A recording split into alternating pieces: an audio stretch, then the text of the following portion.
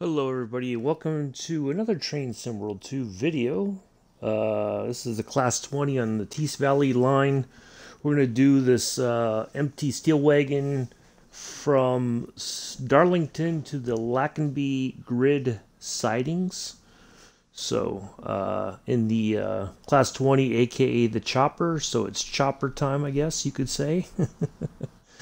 So, I'm just making sure we are all set for the stream, for the recording. It's acting kind of weird.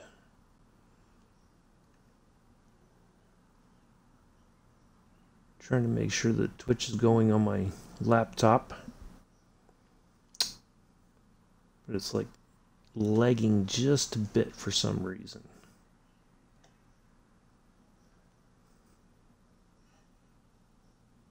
Not showing the session time properly. Well, I see it on my screen, so we should be good. We'll just get in here and get everything set up.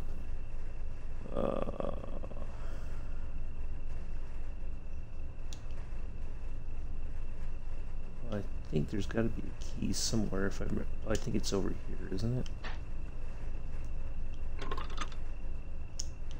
Maybe it's for that. Okay, should be.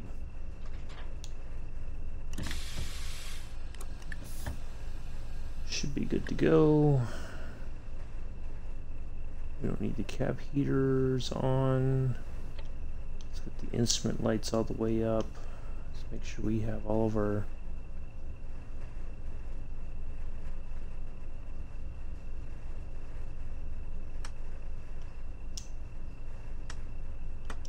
oops, not the tail lights, it's just the regular.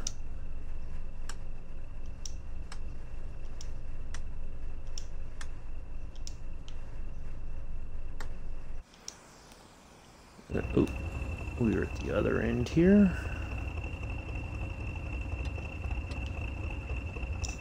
There we go. Open that up, and then open up that one, just so we have enough lights out here. Oh, we're still waiting. We're at a red light anyway. So, let me refresh the laptop here real quick. Okay, now the time's all caught up. There we go. So everybody's having a good Monday evening, early Tuesday morning, whatever the case may be. Of course, we have the, we are waiting, it looks like we're waiting for that Class 101 to do its thing, and then we should be able to depart. Yeah, I just figured this would be a kind of a nice chilled service. The chopper.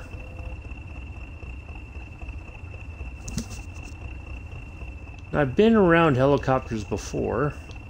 I don't get the feeling like this feels like a one of the old helicopters, but I guess some people feel that oh, there's our AWS. We can go ahead and get that all switched on.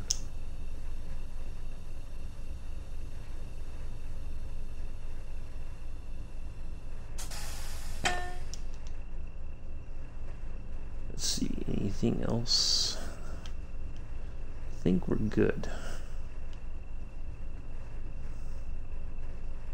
Now if I just turn on the cab lights over there, it does just, it's put the middle one. I thought there would be one for like on the side or something, but it's daytime, we don't need it on. We should be fine.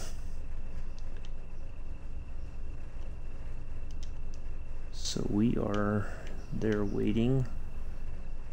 Yeah, there's a 101 in front of us, so hopefully any moment now we should get at least a yellow so we can get moving.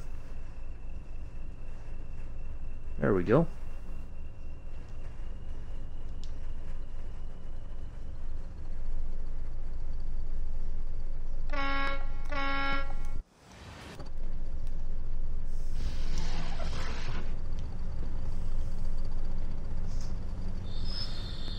Look at that, we get moving and then we got a red right off the bat.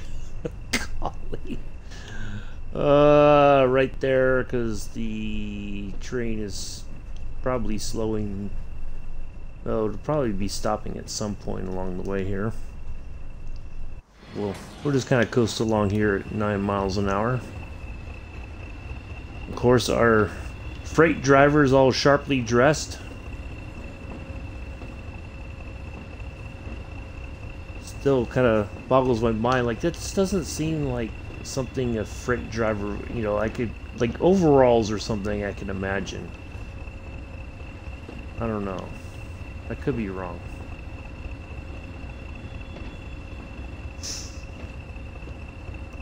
So since we're like this on the route, uphill is downhill and downhill is uphill.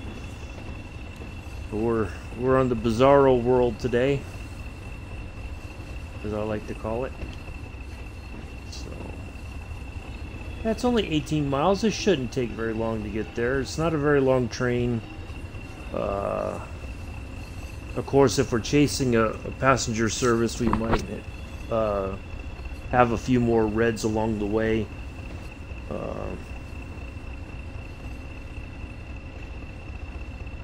We'll just kind of coast here for a little bit. So the first yellow is there. Let's see if we can figure out where that train is at. He's just speeding along right there. So the first stop for it will be right there, I would imagine. So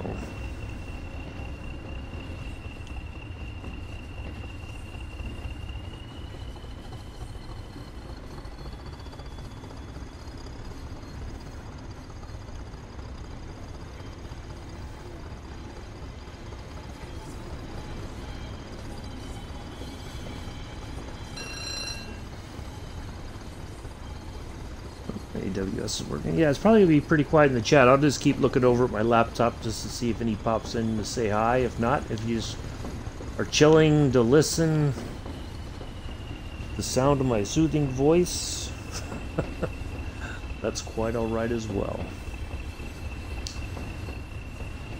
I want to give a quick shout out to Mick. Just got done watching his stream on Battlefield 5. He's playing a lot of warm-up games, so to speak, as he likes to call them, before the new Battlefield comes out, the futuristic Battlefield. And yeah, if all goes according to plan, when the Flight Sim is released here at the end of July, I will be streaming that on a regular basis. May take a little bit of a break from Train Sim World 2. I mean, I'll still buy the routes, but yeah, I think with everything coming up, there's just going to be a lot going on. A lot of other gamers streaming, you know, I think, and hopefully everybody does well and people get some excitement, enough excitement generated for the game that either they buy Train Sim World 2 or they're excited for the next iteration of Train Sim World, whatever that may be. So hopefully it brings enough people, new people into the game, and that helps the community grow, helps, you know, spread the word about the game.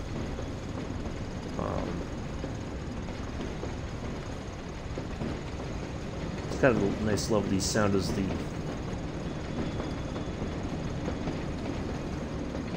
yeah, I like that. But yeah, I figured just try something different. You know, not that I think I'm going to be an expert pilot, but definitely, definitely something. I mean, as I was saying in Mick's stream, you know, I used to build model planes. Now they were basically military aircraft when I was a kid, and I mean, I just devoured books.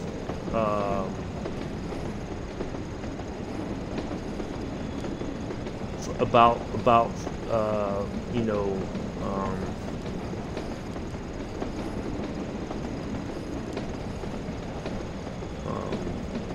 you know, military aircraft and what their purpose was. I mean, I used to have quite a collection of books about it. But I always, that was always like my first love. I wasn't into cars, hardly. Wasn't into trains back then. I mean, if you saw a train, it was like, oh, there's a train. But, you know, like, it didn't really like pique my interest actually until I was in Afghanistan, and I was just looking for something to pass the time, you know, a subject, something that I could become interested in and read about. And I was like, wow, there's all this stuff about trains and these train, you know, I started learning about different train museums, like, you know, so yeah, I just kind of got, I devoured whatever I could read about it, you know, learning about different railroads and different eras of railroading in America and stuff like that. So yeah, but I did always like the idea of flying. I would actually, one of the things I wanted to do in the Army when I first enlisted way a long time ago, I wanted to be a helicopter pilot. I was like, man, that would be the coolest thing, is to, you know, you work on like an Apache long enough, and then you apply to go to warrant officer school, and you get accepted, and then you go to flight school. I was like, man, that was like my dream, was to have my name on the side of an Apache, right? And A, my eyesight wasn't good enough, and B, I didn't score high enough in electronics to even qualify for the job. I probably should have said, well, I'll wait, I'll retest, you know, because I could have done that. I didn't know at the time. I could have tried to score higher and could have been an avionics mechanic, learned all that stuff, and then, you know, but you know, things happen. Hey, Pithers. So yeah, I feel fairly satisfied. I've gotten to try some really interesting trains in this game, which I think is a really cool thing. So now I'd like to try my hand at flight simulations. I've been kind of researching the different, they have 3 different packages, I guess you could call it, for Flight Sim when it's coming out here in July. You have the base game, then you have like a premium edition. Like, there's 3 different levels, and the highest one you've got, like, you get all these different aircraft. You get really high-end modeled. About the Flight Sim stuff. There's so of course I want to get the high-end edition, because it does have like the best modeled version of San Francisco International. So, you know, I'm really eager to try that out. But what I was trying to determine was, if you have like smaller airports, like where I grew up in California in the Bay Area, there was a small like public airport, I guess, right? And you had people that flew, you know, they had like their little Cessnas and, you know, stuff like that. For a while there, the Marine Corps had a couple of F-4 Phantoms that were stationed there. Like, they had a small air wing, basically, I guess. And they used to fly out of there. Oh man, those jets they would just sit there at the end of the runway and just, you know, with the brakes on and hit the throttle, and, you know, off they'd go. And then they closed that down and they turned it into like some kind of an electronics Marine Corps unit or something, I forget, but they did away with the aircraft. And but anyway, so yeah, I think it's I'd like to be able to go and fly like from that little airport, and I don't know if that's possible. I don't know if you're only stuck to, you know, like the major airports. But I mean, you can't fly you know, they got little prop-driven aircraft, right? I'd like to be able to fly, like something like that would fly in and out of the Hayward Airport, for instance. So I don't know if it's possible or not, but I'm still interested enough in the game to pick it up. I'm really stoked about it. Yeah, I'm really hoping it's going to be a good simulator, something fun. But I was looking now. They do have, one of the things that I was curious about is like they have like a mod thing for the current version of Flight Sim 2020 that's available on the PC. You can download scenery stuff and different, you know, more airports because people are creating them and stuff like that. I don't know, which kind of reminded me a little bit of Farm Sim 19, where you have people who create stuff. So I don't know if they're going to open up mods for console. So, yeah, we'll see. But there's, yeah, I mean, there's a lot of small airports in the Bay Area. You know, I'd like to be able to fly in and out of Oakland. I'd like to be able to fly in and out of San Jose even. But there's tons of just small airports scattered throughout the Bay Area. So yeah, I don't know. I'm really looking forward to it. I think it's going to be a fun challenge. Hopefully we don't crash or anything crazy like that. But yeah, that was always one of my main passions, is flying. Although the last time I flew on helicopters when I was at the National Training Center back in 2014, this is several years ago. Matter of fact, it's several years ago next month. 7 years ago, yeah, next month, that I was last at the National Training Center, and I did get to fly a little bit there, and oh my god, I got so sick because we did our last 2 raw exercise, and we were doing like a mass count. We were flying around picking up patients, right?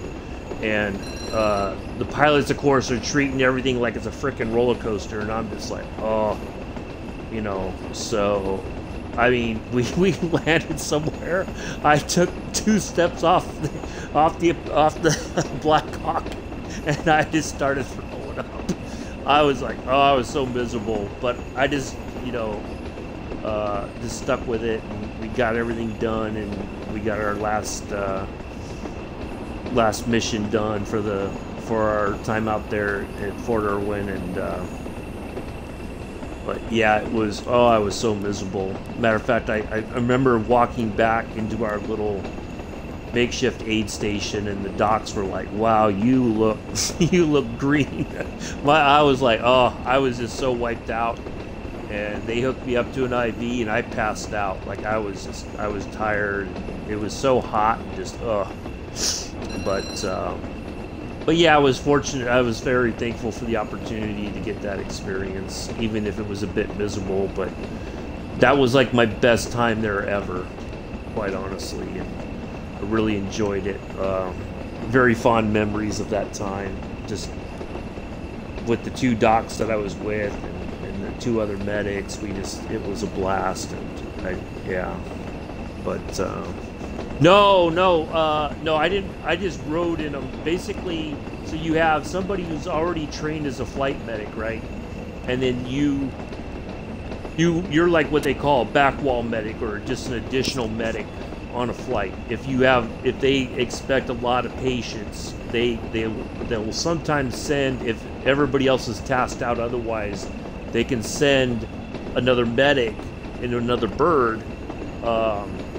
But yeah, I mean, I really enjoyed it. It was fun. I mean, I busted my butt for those. I mean, I was out there for longer than 30 days. I went advanced party, helped get things kind of set up a little bit, and then everybody came out there. I went out ahead of everybody else with the forward area refueling point team, I was the only medic. I had like 30 people that I was looking out for, and kind of got involved in helping them do all the refueling stuff. Well, I didn't like refuel or rearm the aircraft. I just stood by what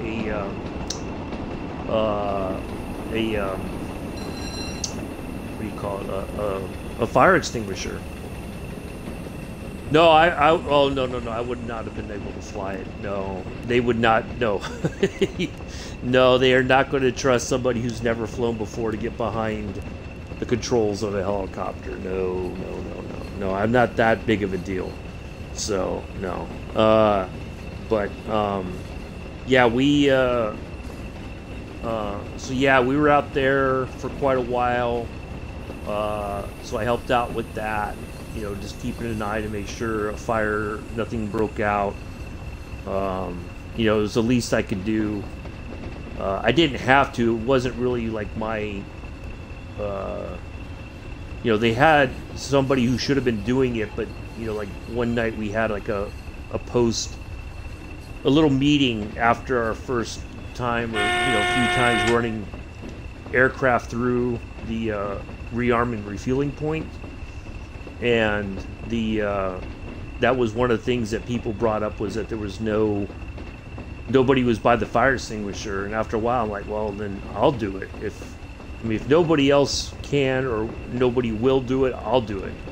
And so I would stand there, and I knew some of the pilots, and I'd throw them a salute and wave at them, and you know, that's like the highlight of all my time in the military. That's like the best time that I had, to be honest. Yeah, or like when the Chinooks would come in, oh, they would just dust us. Like, you'd have to dive for cover, basically, and the rock, you know, small pebbles and stuff gets kicked up, and you gotta like cover your face. You gotta duck behind something, because it's just, otherwise you're gonna get pelted. And so I'd stick my hand up and give them the middle finger. I didn't care. I was like, man, you guys know that this is a dusty place. You know there's pebbles and all this stuff, and you guys do this all the, like, the Chinook pilots were notorious for dusting the landing zone. And, oh, that used to piss me off. But, I mean, it was all in good fun, but, yeah, I'd give them the bird anyway. I appreciate that, Bithers. But yeah, it was a blast. I really enjoyed it. I enjoyed working out there with the Ford Area Refueling Point team. You know, and I enjoyed the fact that the docs that I knew trusted me enough to be out there with them by myself. You know, it was very hard to communicate because we didn't have cell phones. Cell phones were not allowed, which made communicating about a patient so much harder. We had a system called it's like a computerized tracking system. I won't go into too many details about it, but anyway, I would have to get on there and shoot the operations center message, and I'd say, hey, I got to talk to whichever doc is available. I didn't, you know, it wasn't like I had a preference. Whichever the two was available to talk, I'd say, I got a patient. I need them to come back. I need them to come to the operations center as quickly as possible. You know, of course, it was super serious. You have what they call a I guess like they call it like a controller, right? And basically, they would, if you have an issue and it's really serious, they have the authorization to call in a medevac. They can get the person care right away. But if it's like just, you know, normal sort of stuff that we could handle as medics, they wouldn't do it. Or if I'd say, hey, we got to take this person, I'm not going to even wait to talk to the doctor. I think the best course of action is to get them to the hospital on base as quickly as possible. You know, so they would have to stop training until that person came back out. Basically, they were there all the time to make sure that rules weren't violated and stuff like that. But well, you know, and that's okay, Pithers. I mean, the military life, in all honesty, is not for everybody, and I still, to this day, not that I regret the amount of time that I spent, but sometimes it felt like I went way longer than I should have. And, you know, it's easy, you know, you think, oh, I'll do another 4 years, or, you know, oh, I might get this assignment over here. Okay, sure, I'll stick around for another assignment. Maybe I'll go somewhere even more exciting and stuff. So yeah, there are just times that I felt like I stuck around. You know, like I wasn't sure really why I stuck around. I mean, I enjoyed it, but after a while, it's kind of like, well, I don't think I'm getting anything more out of it. You know, and part of that might have been my own fault, but yeah, I felt like, you know, I'm ready to move on, and I didn't. And, you know, finally, it took a while before I realized, I'm like, well, I'm not getting any younger. There's really no point in me doing this forever. You know, I've already been doing it for way longer than I probably should have, but, you know, it's okay. I'm going to be speeding a little bit here. Just a bit. Nothing too terrible here. Yeah, I was on my own doing one. Yeah, I mean, sometimes it is a good choice. Like if you don't feel like you have any direction in life and you're trying to figure things out, sometimes it is a good option. I won't lie, but it's in all honesty, it's not a life for everybody. It's very demanding. You don't really have your own sense of yourself after a while. You know, people don't call you by your first name. Everything's last name. It's very impersonalized, right? You know, you don't have any sense of privacy. You know, if you're going somewhere, well, where are you going? How are you getting there? You know, why are you you know, like they just drill you with all these questions. It's like, well, but I've earned this time off, so what's the big deal? So yeah, it's just, you know, if you're living in the barracks, they can come and inspect your room whenever well, certainly not, hopefully, when you're in the middle of the night when you're trying to sleep, but some people would do that, you know, like,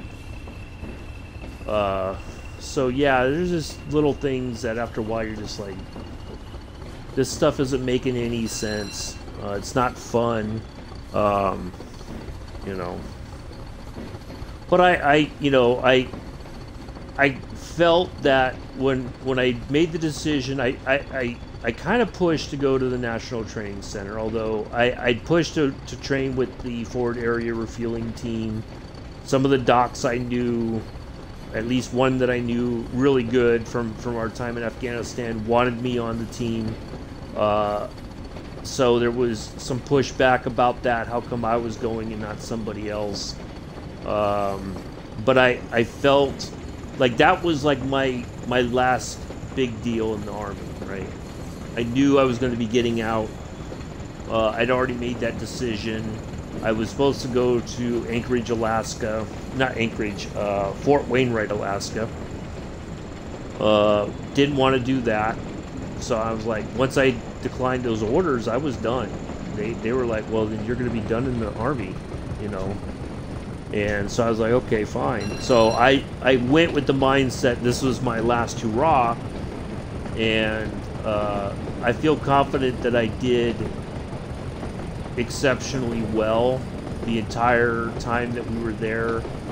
It wasn't fully recognized as such for whatever reasons, but you know, I know I can, when I think about that time, I know I did exceptionally well during that time that we were there. So yeah, but it was fun, but I knew that was like my my signature time, you know. So yeah, I don't regret that at all. But I can't believe it's already been 7 years since I was there. You know, time's gone by quickly. Holy crap. So, wait, yeah, 2014, yeah, 7 years.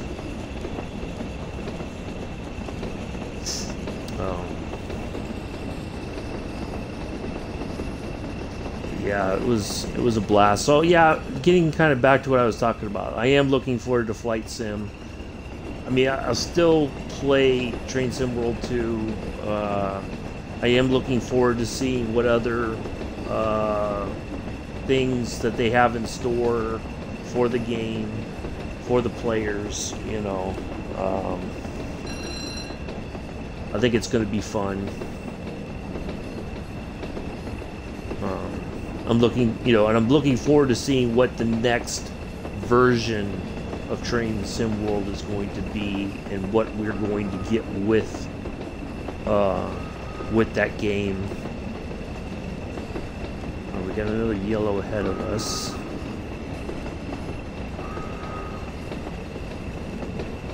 I don't know if, are we catching up to the... I don't think we are. Oh, it's stopped, yeah, so I'm going to get on the brakes just a smidge, because I don't want a chance that we're going to...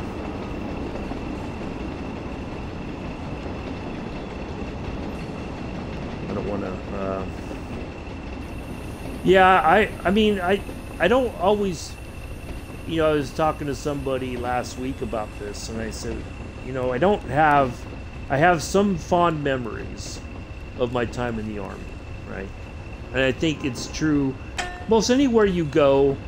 You know, if you've been in an organization for quite a number of years, you have some fond memories, and then you have some very unpleasant ones. And I've got a mixture of both. You know, and that's okay. I knew I had to learn, I think, as life went on, that it's okay that not everything was a good memory. Or, you know, or not everything was going to be perfect. You know, I made of it whatever I could. And, you know, part of my own problem was I didn't take my own career seriously, unfortunately. And some people tried to point that out to me, and I just kind of scoffed at it. I'm like, well, you know, it's just not my time yet. And they don't like that. They want, even if you feel like you're not ready to be a leader, if you say, well, I want a little bit more time, I don't think I'm ready. Either they see that you are, you just don't have your own belief in yourself, or sometimes, unfortunately, they're kind of setting people up for failure. You know, because I've seen it before. Well, somebody will make a mistake. Oh, well, we must have made a bad choice in promoting you. We really have to... We don't know... Why did we even allow it? You know? So, that was like my biggest thing was... yeah, sometimes it felt like they were just setting people up for failure. But yeah, there was a lot of times I didn't take things seriously. I didn't fight for my own career. You know, I didn't stand up and say, well, I got to take care of things for me, because I got so used to saying yes to doing, you know, oh, we need somebody to go out to the field for a couple days to be a medic. Okay, I'll do it. You know, and I think people got used to me saying yes. And that always wasn't the best choice, quite honestly. I hurt my own career by always saying yes. Sometimes you have to put your foot down and say no. You know, I went the last half dozen times within the last 3 months. Why can't somebody else go? You know, I want to be able to take care of me for a while. So yeah, even though they preach about being selfless, you have to be selfish. You have to look out for yourself. You have to, because it's your career. It's not anybody else's. You know, and I bought in the idea of well, Well, you know, but that's okay. There's, you know, it's like I said, you know, you made the effort. A lot of people don't even make the effort to go and at least try to join. You know, it was something that you felt that you wanted to do, and it just wasn't in the cards for whatever reasons. That's okay. You know, it's not the end of the world. You know, what was I saying? So yeah, I didn't. That was the thing. I bought in too much about the selfless service. So I was always putting everybody else's needs before my own, and next thing I know, everybody else is getting promoted and all these other things, and I'm like, well, wait, what about me? Well, you know. So that's my only regret. I didn't, in retrospect, I didn't take care of myself enough that I should have pushed. I should have done better. I should have taken care of myself better, and I didn't. You know. But yeah, especially the last few years I was in, I didn't really. I was always saying yes to taking doing things, and now that I look back on it, a lot of people just took advantage of that, I think. And I think they did it knowingly, right? They knew that they were taking advantage of my good nature.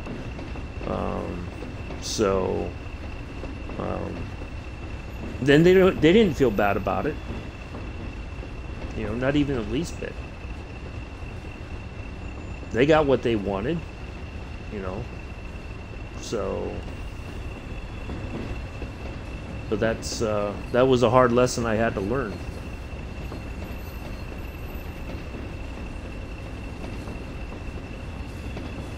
Yeah, exactly, and that's something I had to learn. You know, I mean, it'll be 6 years this October since I've been out. And can't believe that much time has gone by. And I don't feel like I've accomplished some stuff. I graduated. I finally got a degree, right? I never had a degree, whether it was an associate's or anything else. So I did accomplish that. You know, it's been a struggle. I'm not from the area. I don't really know anybody here, and I've tried to make the best of it. You know, but it's not easy. You know, I miss home, but I can't afford to live at home. I could afford to. I don't want to live with my folks. Nothing against them, but I don't want to live with my mom and stepdad. It's just too much. You know, I've kind of have my own thing, my own space, my own sense of self.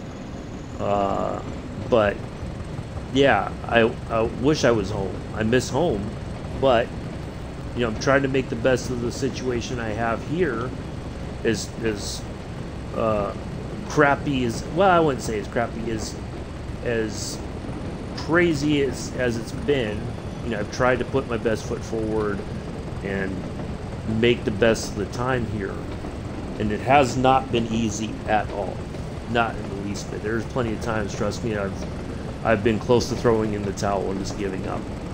I'll just leave that at that. But, you know, I'm thankful that I do know a few people, you know, I can talk to, you know, if my old boss at the community college, if he's got space for me this fall, you know, maybe I could work sometime during the fall. You know, not that I don't want that to be my fallback, but that's what it is for right now. At least it's a place I know. They know me, I know them, I know what the expectations are. So it's a little bit easier to manage that. So I'm hoping that it, you know, I'd like to be able to do that. We'll see what happens. I think, and it does have the, that's right, it does have the, I was trying to remember, I thought that it had like the lantern on the back there sort of thing. Though I mean, yeah, and part of it, so like in the Army, you know, depends on what job you do, what you pick, because sometimes there's just no, as you advance in rank, it's harder to get promoted. You know, and sometimes they control it by the points and, you know, stuff like that. But what was I gonna say? Yeah, I mean, I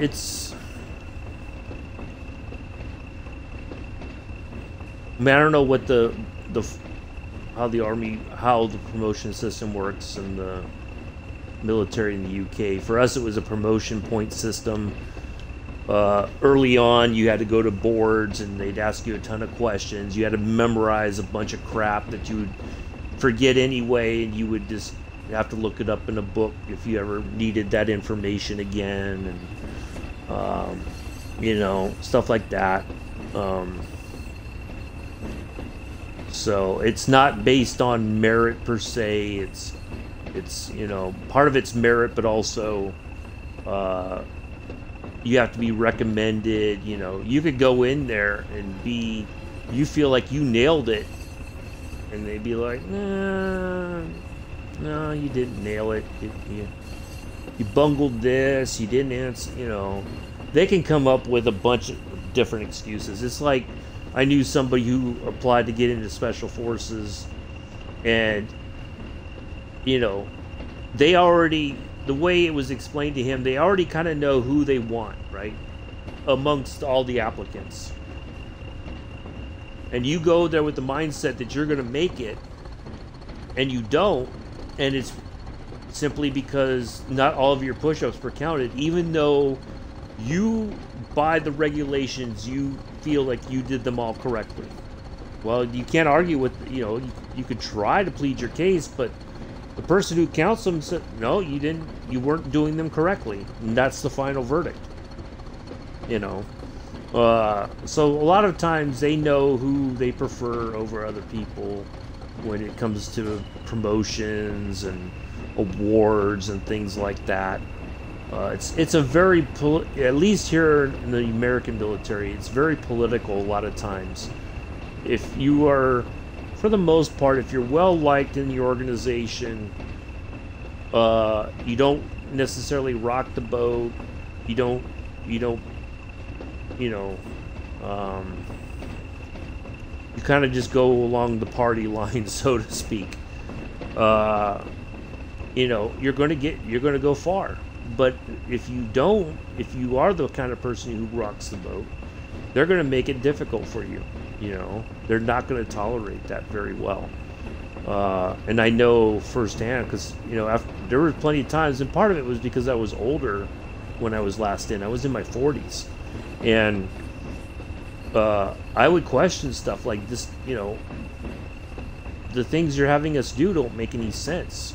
Well, you can't say that. Well, why not? I'm asking because, you know, I like to be able to understand the concept of why we're doing certain things. Well, you just have to trust us that, you know, this. So yeah, I ruffled some feathers. I wasn't always like the perfect soldier, which I don't think it's not possible to be one. I mean, if you are, there's something wrong with you. I did get into trouble a few times during my time in, you know, not that I'm proud of it, but, you know, I think the people who try to be perfect and don't get into trouble, whatever, I don't want to say you're missing out, but you're, you know, you're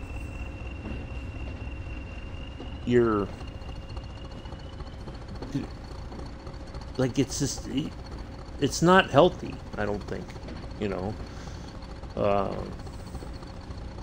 Yeah, I didn't, like I said, I didn't take things seriously. I didn't take my career seriously, and that's my own fault. That's not anybody else's You know, I did have quite a few people who did try to encourage me to take care of my own career that I just kind of blew off and was like, no, not interested, not ready, whatever.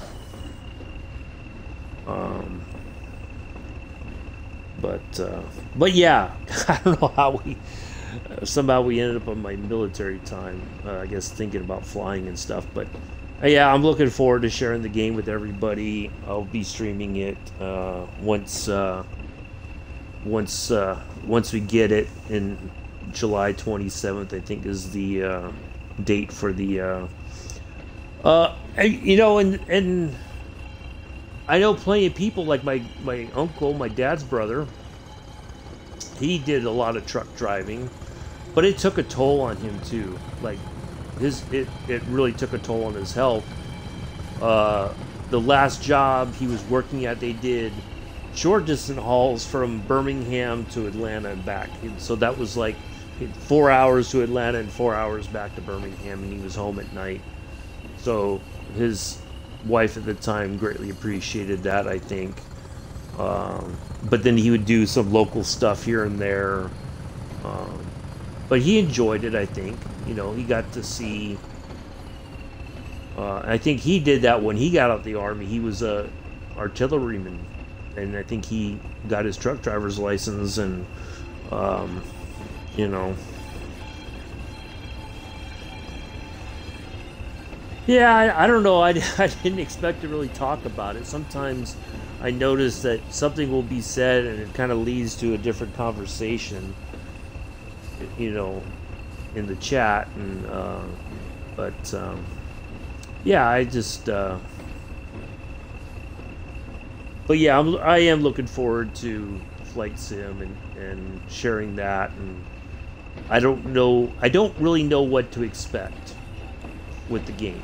Like, you know, I tried to do a little bit of research about what it's going to have and what not, and I really don't know what to expect. Other than I think it's going to be fun.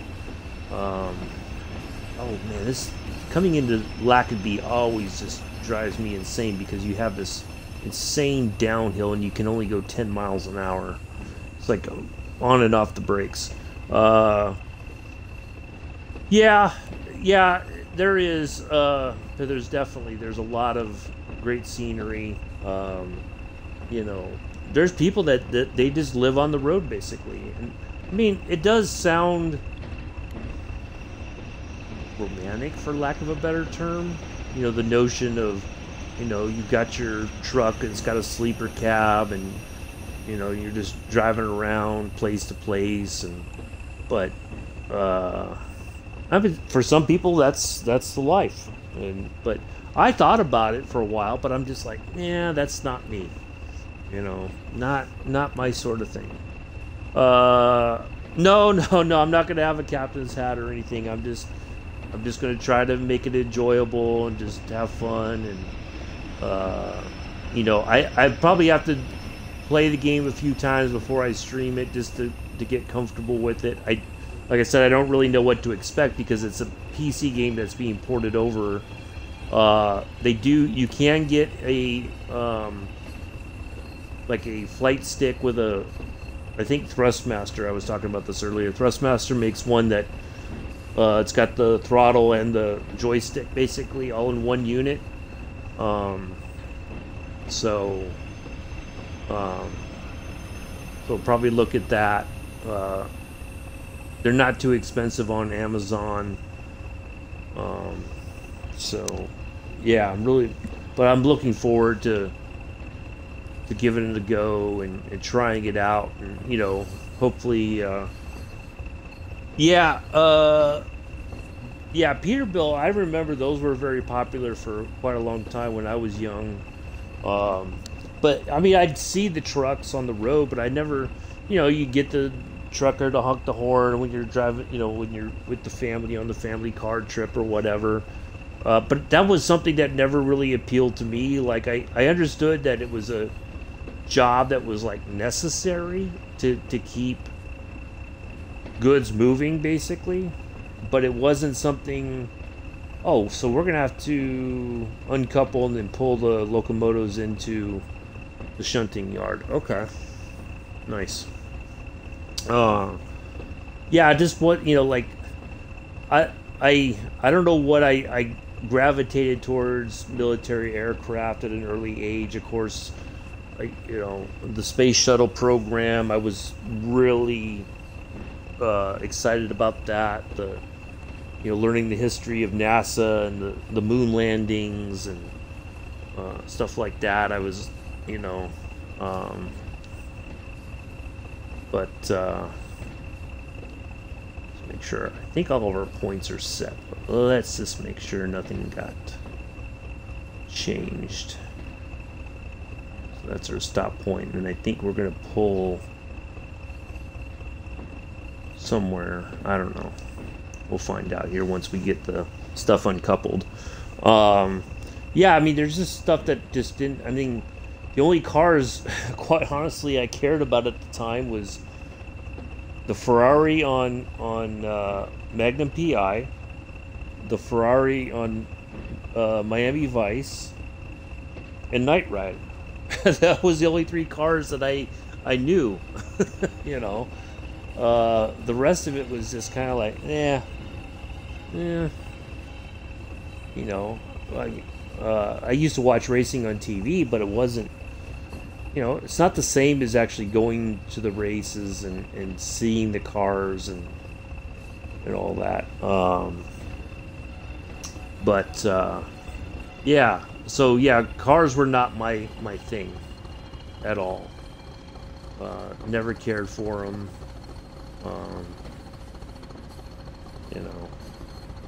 But that all changed about 18 years ago when I went to my first Champ Car race at the old Champ Car series at Laguna Seca in '03, and I was hooked. I was like, man, this is amazing.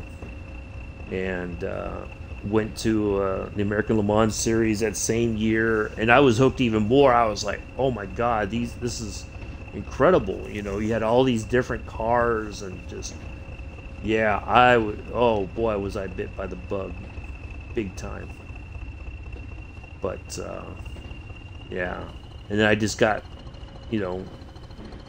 just start thinking about cars, and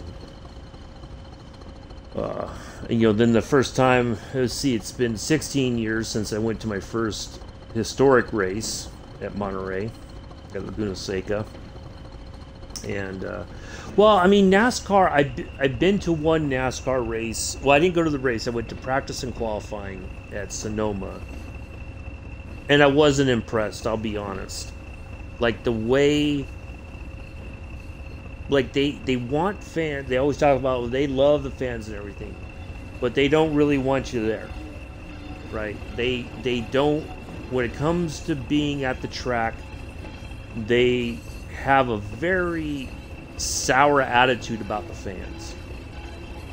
And I didn't particularly care for it. And I'm like, but I can walk up and down the paddock where there's cars that are more advanced than a NASCAR car.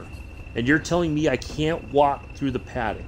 Like, and so it's not, to me, it's not about the cars then. It's more about the drivers. The drivers don't want to be bothered with somebody asking for their autograph and stuff like that. The autograph session is the autograph session. If you didn't get the autograph, tough luck. But,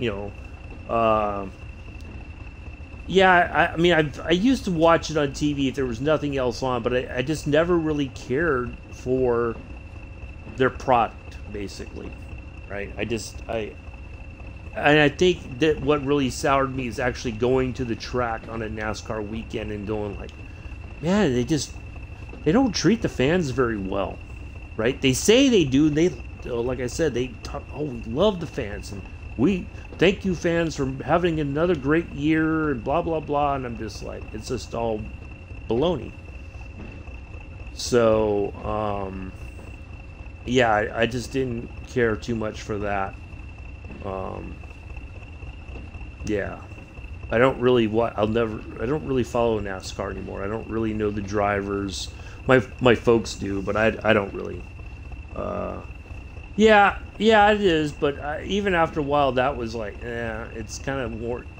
I mean, I watched the race when Dale Senior died. I was watching that Daytona 500, and you thought when I saw the accident, I didn't think he was going to be dead. I watched the thing, and Michael Waltrip won, and everything was great. And I turned off the TV, and a few hours later, I go back on. They're talking about him in the past tense, and I'm like, what? So yeah, but yeah, I never really, NASCAR. I'm like, it's not my thing. All right, here we come into our stopping point finally. After our slow crawl through the yard here.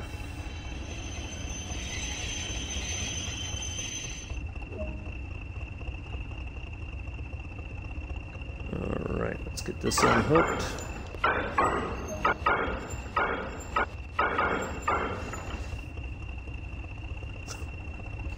Wow, that was a interesting unhooking. All right, let's see here. Let's make sure all of our, it's like got one point there. Oops. That should go there. That needs to go there. All right, so we're all set. I used to watch F1. Oh, I used to be up early on Sunday morning. I was all about Michael Schumacher winning all the flipping time. I would laugh my butt off every time they would just, when Ferrari would make everybody else look like jackasses. And now it's like, it just annoys the crap out of me that now Mercedes is basically doing the same thing. So I mean, I know everybody said, well, records are meant to be broken. Yeah, I'm a bit sad that it's Mercedes doing it after the way they treated him when he came out of retirement, when they bought the Braun F1 team. Like they didn't support him.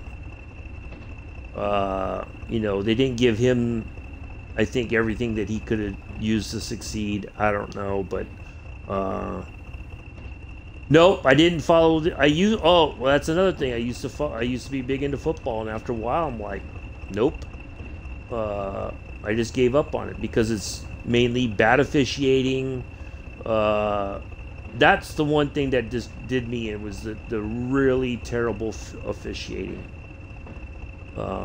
Yeah, I'm just like, nope, I'm done with that too. Yeah, I saw him race in person in 2005 at the U.S. Grand Prix at Indianapolis when that whole debacle happened with the Michelin not bringing the correct tire compound for the race. So yeah, I used to get up every Sunday. Oh, I'd watch the coverage from from beginning to end and everything in between.